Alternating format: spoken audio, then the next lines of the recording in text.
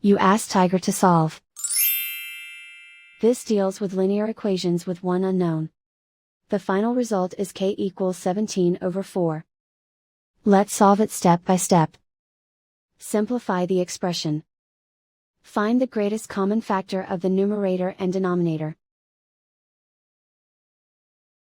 Factor out and cancel the greatest common factor. Swap sides.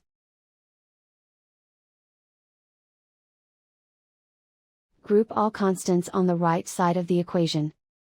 Add 1/4 to both sides. Combine the fractions.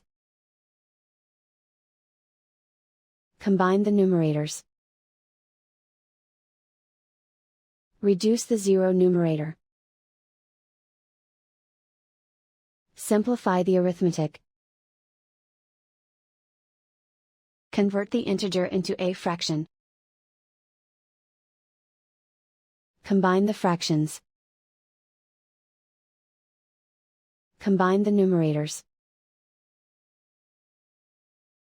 And so the final result is k equals 17/4.